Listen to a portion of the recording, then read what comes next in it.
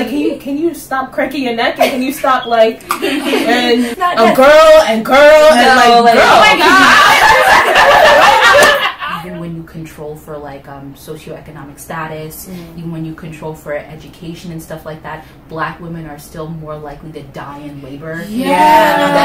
Actualize racism, when we realize what that actually meant, and we realize what it meant to be a Black woman in America, yo, like my entire life from that point on had changed. Hey guys, welcome back to my channel. My name is Tracy A. I am currently a third-year medical student, and these are my friends. We forgot to shoot an intro video because it's like a second part out of 4-part. If you're from a different video, welcome to this video. Make sure to like, comment, and subscribe.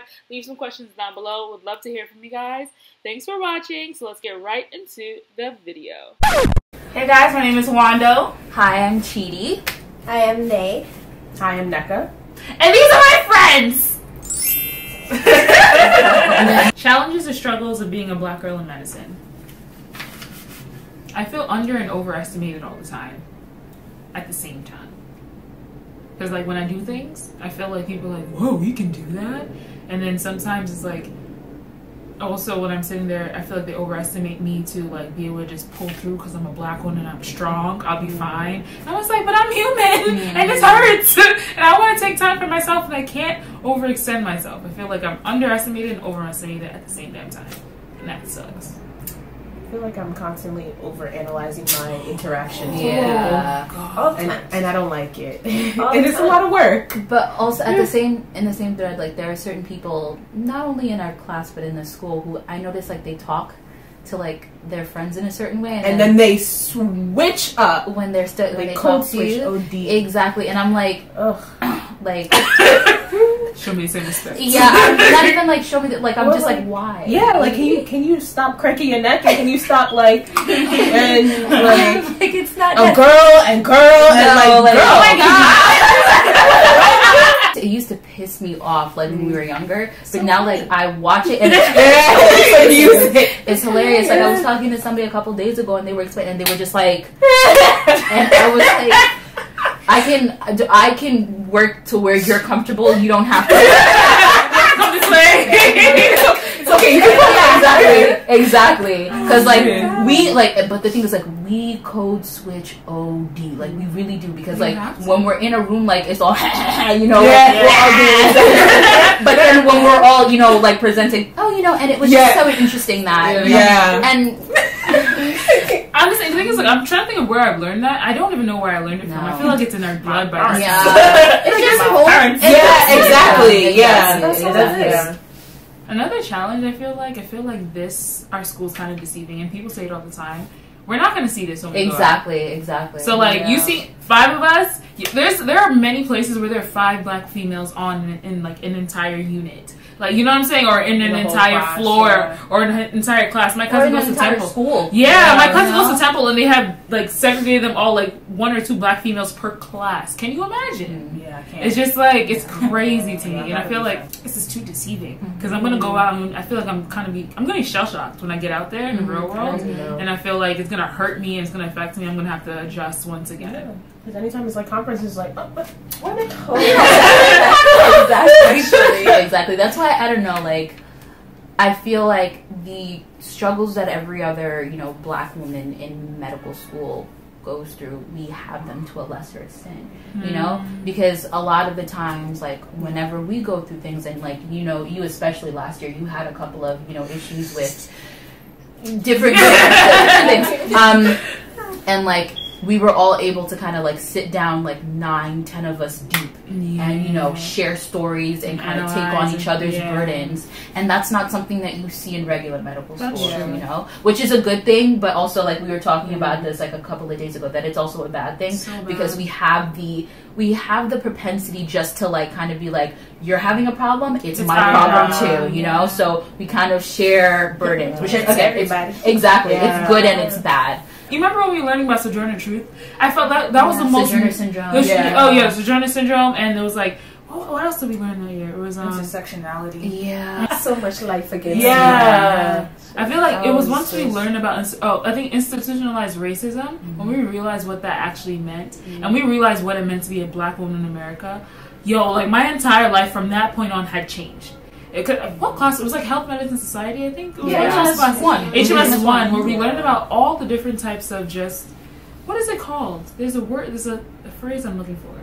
Oh, determinants of health. There we go. Determinants of health. We learned about determinants of health and like across the spectrum. But what hurt me the most is just like seeing that Black females were at the bottom of the list. And then I'm like, oh, I was thinking I'm educated. Then the next slide said, regardless of your education, you're still in control for every factor. Yeah, and then your health is still at the bottom of the list. Like that was hurt. I remember like when we saw the statistic that like even when you control for like socioeconomic status, even when you control for education and stuff like that, Black women are still more likely to die in labor.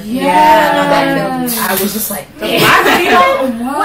Serena Williams, what just happened to her? Like, and she had to tell them, like, I got this going on. Like, that is crazy to me. That's. I feel like it's a challenge that a lot of it changed my perspective of medicine, though. Like, I just completely.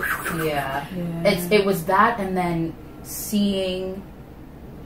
So, like, when I was younger, I used to hang out with, like, a sort of a different... We used to hang out around a different set of people, right? And then hearing what those non-POC, non-female people had to say about, like, what we were learning in class was what really got me. Because, like, you kind of know that, when it comes to intersectionality, when you have race and gender playing against you, it can affect you. But hearing how other people ingest that and hearing how they interpret that or dismiss it, that's what really I was kind of like, you know what, like, I don't feel safe in certain spaces. And then, like, we've had a couple of incidences that I'm kind of like, I've regressed, and I used to hang out with a whole bunch of people, but now I'm kind of just like, for my sanity and for my health, I know that we're like-minded, and I know that if I say something, you guys will at least see the legitimacy in it. Right.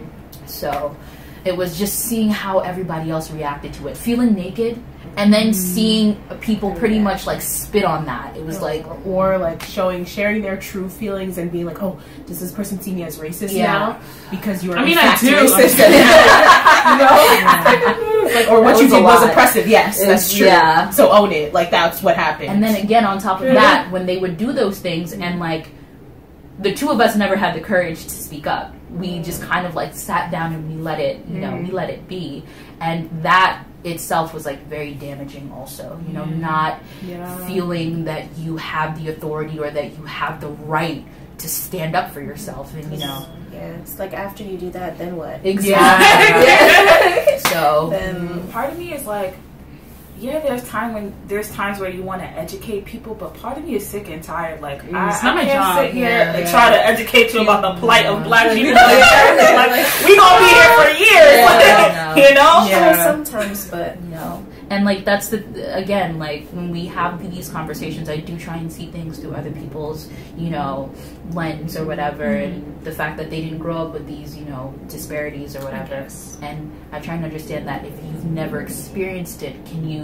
it takes a certain type of person to be empathetic towards it. So then I ask myself, am I hyping this up? Am I hyping, my feelings up? Am I overthinking this? So like, it's always that struggle, that war, between those two things that just gets really, really, really tiring. It's like, are your feelings legitimate? Exactly. And there's no real way, like when you study, pharmacology, that your knowledge can be legitimized by answering a question and seeing if you understand. But there is no, question set that will help you see, this is legitimate, like your experiences aren't just relative, they're valid, So that's just, And what's worse is that none of this is tangible. Like, it's all invisible, but it's always around. But only few people see it. Exactly. And people only see it unless you, like, when tell you make them aware. Like, if you give them I didn't know that this.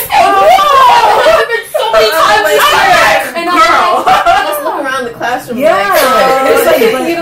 But every day this all the time. When something that very minuscule and it happens to us all the time, but it'll happen to someone not of color, and the entire class will just oh my god, and I'm like, okay. So this happens every day, but but it happened to you today, so today is when it matters. But when it happened to us, you legit blinked and carried on with your life. I mean, and again, I'm not going to villainize people for, you know, not having, I guess, like, sort of our intersectionalities and whatever disadvantages us gives us like a wider vantage point. So we're kind of forced to see everything. We understand, you know, what women go through. We understand what people of color go through. So we see things, I think, in a different light than everybody else. And like I said, it's a blessing. You know, because I like knowing that we have a wide scope of view, but it's also like, you know, a curse because it becomes cumbersome sometimes.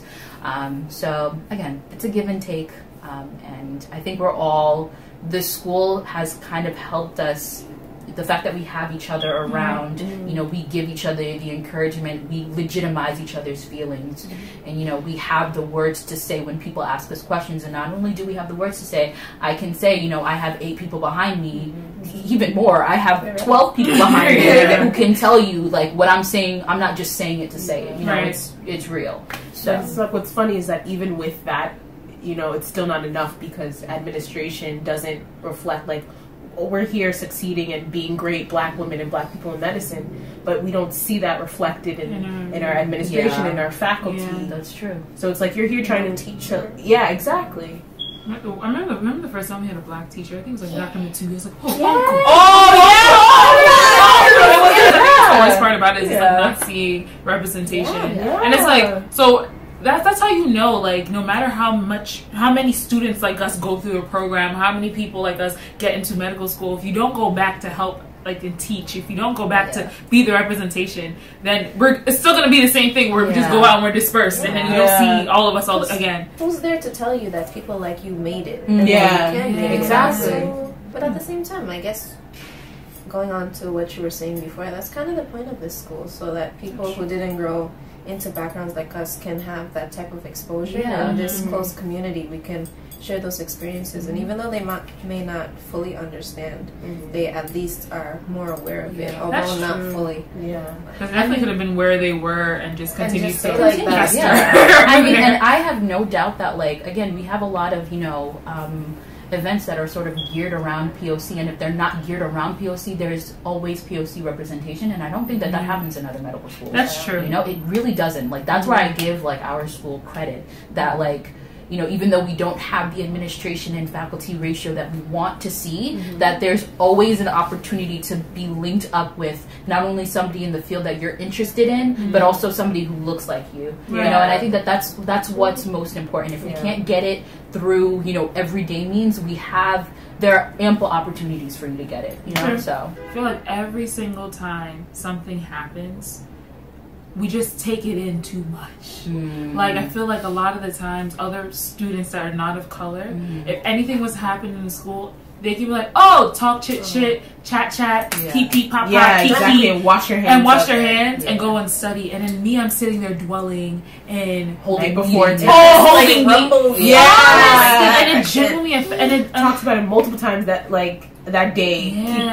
I will never forget that HEMOC test where that big thing happened on the Thursday before our mini board. All of us were on the 4th floor. We were all on the 4th floor, and I was sitting there. I'm like, why are you so sad? Why are you so tired? Day before the test, I need to be studying. I feel like we go home tired, and it weighs on you, because you don't, like, that's why when you're talking about being so hyper aware of a lot of things, like, we are okay. I feel like we all within our own high schools, we're all analyzing people, observing people. We come to this school, and then we all have migrated towards each other. Exactly. So when you see something, I see something. We kind of talk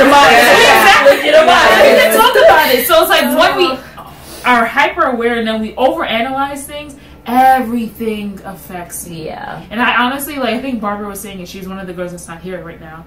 But Barbara was saying it, like, I honestly, when I go into rotations, I want to be able to not see everything. And not necessarily be blind, but just not see, like, if it was a microaggression, I don't want to care about it, because I know it's going to affect me. And that's what I want. Everything hurts. Everything hurts. And that's the thing, like, there are certain things that I won't pick up on that, like, the 3 of you, the 4 of you, the 8 of you. Chitty, did you not see that person just did that to you? And I'm like, oh my god! I know you're like, Chitty, why are you not mad? Why are you not mad? That's so bad. It's so good. Recently. I know, but it's so bad. Because you're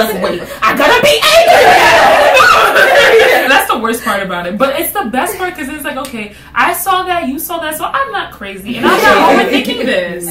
Or we're just all It's like crazy. And then like we'll kind of be like, if I find myself choked up, like you'll be like, all right, so this is what happened. You know, like this is what we do. Yeah, it's beautiful. You know? Just ignore that first. Exactly. I think also the beauty in that, what I love the most is being able to walk into a room and be like, this is how I'm feeling, and then we can all discuss how we're gonna go about our emotions and like from this point on, because I feel like for me, I'm very aware of my feelings, but sometimes I feel like it's not legitimate, like I shouldn't be feeling this way because it was my fault, or this is this and this and that.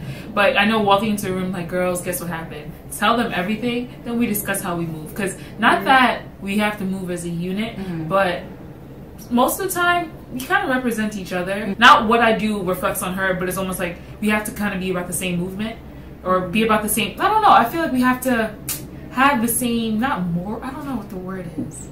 Do you guys get what I'm trying to say? No, like we not only like do we represent ourselves, but there's this sort of, we all have this sort of like gravitas that, like, you know, what I do reflects on everybody else. So I want to make sure that I make the right decisions, that I do the right things, you know. So we hardly ever, I don't want to say hardly ever, because we're as much as we are, yeah, exactly. As much as we are, we do separate things. But like when it's something that's represented in front of like a public forum, we do sit down and we say, okay, should I do this? Should I do this? Or should I do this? What did I do wrong? How can I, you know? So we're not only like legitimizing each other's feelings, we're also correcting, like, you shouldn't have done that. You know, I understand why you did, but you know, it is what it is. But that's almost the issue, though. It's like we know that we're being so analyzed that you have to, like, you know, play chess and play checkers and make sure like you're presenting united front. I kind of like, I like being able to think 2 steps ahead. Okay, if I do this, then this is gonna happen. Exactly. And like when I sit down with you guys and I'm like, I'm gonna do this because I want to do this, but the end result is this. And then we see it play out. Exactly. It's beautiful. It's cumbersome. I think it's frustrating because it's like other people can just be like. But it's also a personal be choice, because there are, you know, women like us in our class who, you know, don't experience, you know, or don't feel this, not experience, don't feel the same way that we do. That's true. So it's also on us. The onus is on us, you know, to act a certain way. So some people can choose what they want to see. Exactly. It's unfortunate. All right. Any other challenges? Hey guys, I hope you guys enjoyed this video. We really did enjoy shooting it for you guys, even though we shot this months ago. Let me know if you would like to see the next part of this Black Girl Chit Chat series. There's a couple more videos to go. Like, comment, and subscribe, and I hope to see you next time. Stay blessed, guys. My mind's telling me one thing, but I guess I should listen to my heart. Right? Feelings, so deep in feelings. Noticing you like me, can't control my anxiety.